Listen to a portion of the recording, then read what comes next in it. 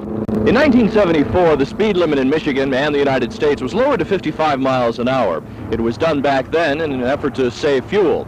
Well, today, 4 years later, there's still an energy crisis, and the speed limit is still 55 miles an hour. We all know how the limit is enforced, right? You speed, you get caught, sometimes you pay, and sometimes you go to court. And usually the method in which your speed is detected by law enforcement agencies in our area is with radar. Well, almost every driver has seen this sight while traveling the highways. Maybe we've even fallen into it once in a while. But not too many of us know how radar actually works and what's involved in the set of circumstances that precedes this moment. Speed limit on this road is 55 miles an hour, and I clocked you with the radar at 73. Is there any particular reason you're going that fast? No, there'd be no reason. My speedometer doesn't work. But, your speedometer doesn't work? Okay, that's one of the important things, you know, that you kind of need out here. Well, Mr. Dews, I am going to issue a traffic summons for speeding, sir, and I'll bring your license right back and explain the procedure to you in just a moment, okay? How does radar work? Well, it's apparent that not too many drivers know exactly how this intricate little electronic device actually operates. In fact, one afternoon out in Swartz Creek, a driver just stopped for speeding asked the same question. You know, this radar is set up with a cone on the outside here that shoots a double beam. Well, with a normal radar system, if I was moving, the readout would be my speed plus your speed. The computer automatically subtracts whatever speed the patrol car is doing, and the readout shows what the speed of the car coming at me is doing. Very cute. It works pretty good. It's accurate to within 0.4 of 1 mile per hour. Technically, that's all you really have to know when it comes to trying to understand radar. However, in our study, we found out that there are certain attitudes, certain tips that you, the driver, should know after you've been stopped, and it could help you ease the sting a little bit. We'll tell you about that tomorrow.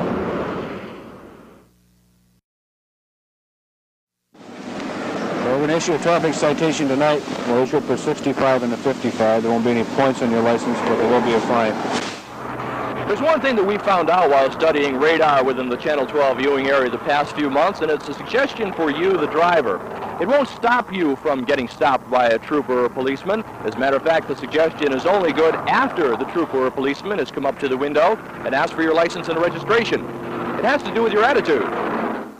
Now, attitude is not alone, is not going to get you out of a ticket. And it's not going to get you, you know, even a major break or anything like that. But attitude has a lot to do with the way a policeman reacts to a person that he encounters in a traffic situation.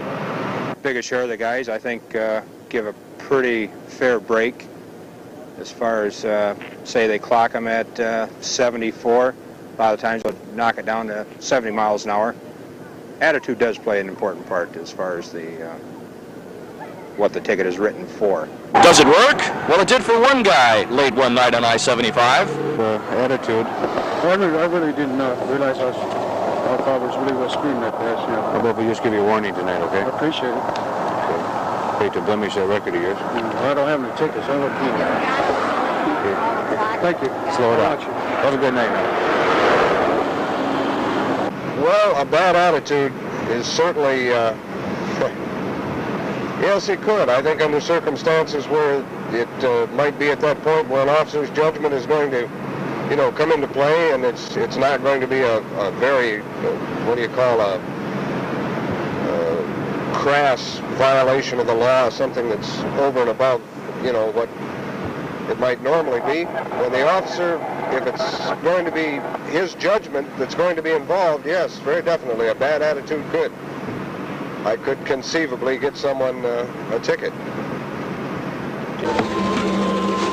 But you didn't have any beer in the car. You lied to me? No, it's more. Kind of cold. Your heater's on. You wouldn't be trying to trick me, would you? Pardon? So you wouldn't be trying to trick me, would you? The sign says 55 miles an hour. That's the limit. But is it enforced to the letter? We'll talk about that tomorrow. In 1974, the national and state speed limit was lowered to 55 miles an hour. It still exists that way today. That's it. That's the limit. By law, you're not supposed to go faster. Do people go faster than 55 miles an hour? They do.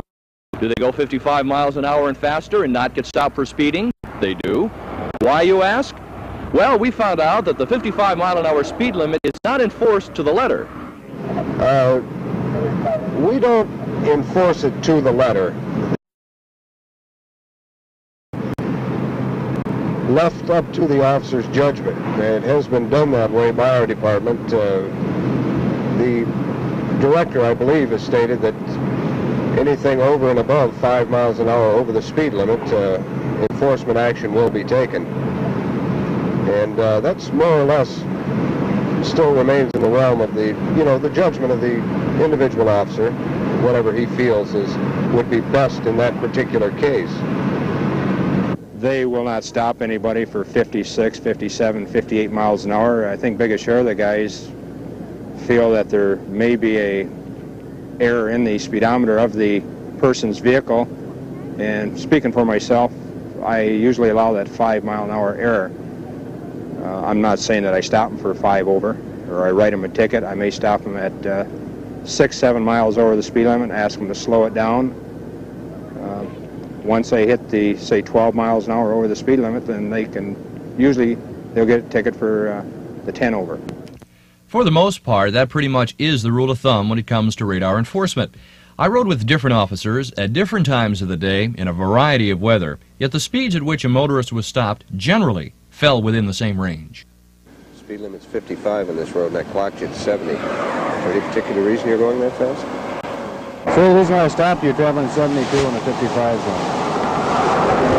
The reason I stopped you was your speed. You were clocked on radar approximately a half a mile the other side of Dye Road at 71 miles per hour.